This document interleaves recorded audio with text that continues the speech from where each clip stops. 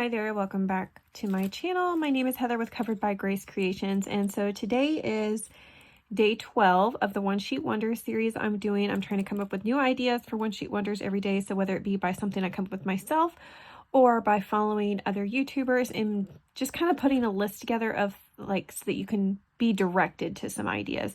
So I have a playlist down below with all of the One Sheet Wonders I've done so far this month. As per usual, if I do a project share, I'm going to link the video to the original creator that I got the idea from. And so today's idea came from Vintage Lace _ Journal 75. That is her YouTube channel. I will link her down below if you want to just click her video to learn how to make this.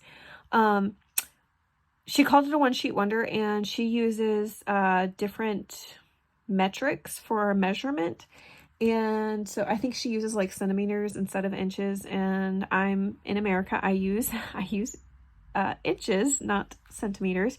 So I am going to not really do a full tutorial for this. I'm going to just give you the measurements basically so you can make this yourself. I still want you to go watch her video and learn how to do the folds for this. I'm not going to do all the folding. If you want to make this pocket thing right here, you're going to have to just go watch her video so that you can do it. Because I want to support other channels. I don't want this just to be like all about me. Of course, I want to be able to share and showcase other YouTubers, especially ones that have smaller channels and things. I really like the idea of helping other people grow their channels. So anyways, this is what I came up with. So I'm going to give you the measurements. In her video, she gives you, she shows you how to make just this pocket. I'm going to show you how you can have not just that pocket, but you can also have 2 tags. And then attached on here, I also came up with this like little envelope flip down thing. And so in here, I have some journaling space here and down here, and then also a little booklet that I sewed in, and then a pocket with some things tucked in. So I did come up with that just using the leftover pieces after cutting this down. So yeah, let me show you how to make that real quick. This is really easy, super fun, and I love this set to go inside of a bigger junk journal. In fact, I was looking at some faux leather I picked up the other day, and I was like, oh, these would look so pretty with that faux leather in as like a junk journal set. So I'm excited. I'm going to put this to the side and save this hopefully for that.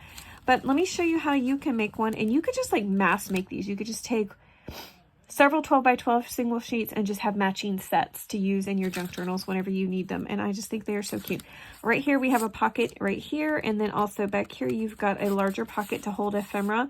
I could even tuck things down inside right here too. I could probably put the smaller things down here so they fit a little bit better and you can grab them easier. But yeah, I just thought this was so cool. And then of course I've got a Tim Holtz girl right there and some of the leftover pieces from this ephemera set that I was working with. Yesterday I used some of this ephemera in the video.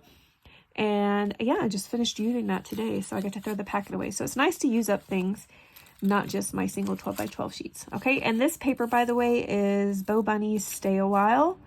Yeah, I think I used some other Bo Bunny Stay a While in, maybe it was the video I did yesterday. But anyways, so let me toss that to the side. I'm going to move this. And now I'm going to be working with the My Mind's Eye. Wait, is this My Mind's Eye? Yes, My Mind's Eye. This is the Gingham Foundry. Yeah. And I did do a project with this already. And yeah, so now it's fun to use some of the same sheets to do different projects too, just to kind of get a different look. I do think that is a lot of fun. Let me grab my guillotine cutter. All right, so I'm going to go ahead and cut off the branding strips. I'm just going to pull it down to 12 inches and then cut this little branding strip off. And like I said, I'm not going to show you how to do the fold for that thing. I would like you to go check out her video. It's very quick. It's not a long video. It's very simple. And I don't want to take that away from her. I want you to be able to watch her video, but I am going to just show you how you can do something else on top of that. What did I put that away for? I still need that. Okay. And I did sketch this out in my book so I could come up with something to do with that. And so basically what you're going to do is we're going to go ahead and mine is non-directional. I think this project works best non-directional, especially since you have this envelope fold down thing. So I'm just going to grab it and go ahead and chop it at 8.5 inches. So 8.5 by 12 inches. And that gives us this piece right here. So it's 8.5 by 12. Now I'm going to take this and cut it at 10 inches.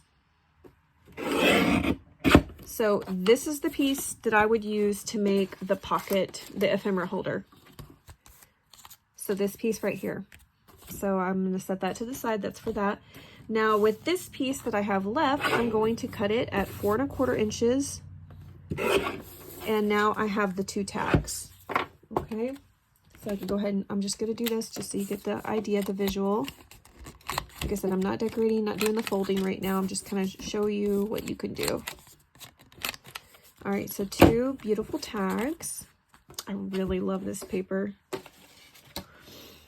And now this is the long piece that I have left. And to get this fold down journaling thing like this is super simple. In fact, this idea, I think the first time I saw this was by Treasure Books.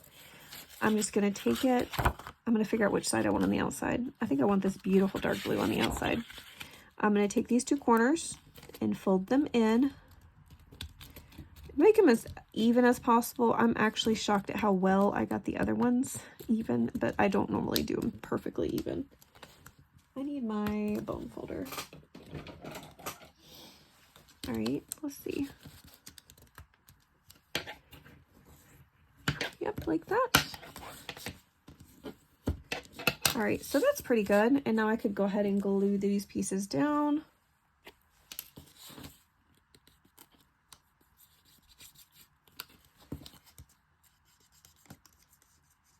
Okay. Just get it all flattened. Okay. And now what I want to do, so I kind of did this a little bit weird. Like I feel like I would want this to come up a little bit higher, but you do you, whatever you want, whatever you think. There was no measuring on this. You could take it and score it if you wanted to, but I didn't do that. I'll just show you what I did. It was just, I decided where I wanted, how far up I wanted this piece. I took it, fold it, took this piece, and then I folded up some more. You can go as high or as low as you want. Then I folded over like this.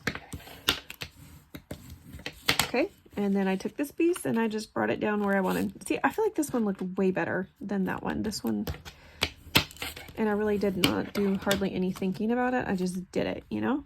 And so now this is what we got. So I just took and I just grabbed a scrap and I just did like a little pocket across here. So I would not use this because I would want something a little bit different. I'd probably go like with a brown or something again for this. And then I just grabbed some scrap pieces I had on my desk and then just sewed it across. And down here, I just grabbed one of the scraps. Now for this piece up here, let me see if I grabbed a scrap on my desk so I can kind of show you what I need, what I did. Yeah, right here is a good piece.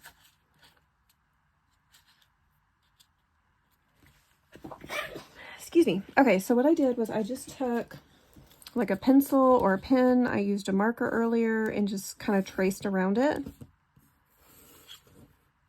Just that top flap. I took my scissors and cut it out.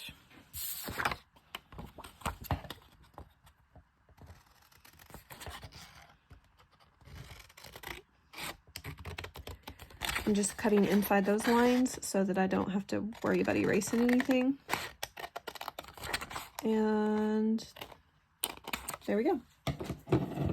And there's probably an easier way to do this. This is just the way I did it, and I'm probably doing it weird. So if you think I am, that's okay. Everybody's got their own way. So now, as you can see, this is not going to fit. So what I do is I take it back to my little guillotine cutter, and I just kind of trim off about 1/8 of an inch, if that, from the bottom. And then also from these sides. So I keep the little pointy end. I don't do anything to that. It's just these edges down here, the straight edges, not the angled edges. And I just take about 1/8 of an inch off. And obviously that is still way too big. I need to go down, I need to take off like a whole 1/4 of an inch down here at the bottom. So let's see if I can do that without messing it up.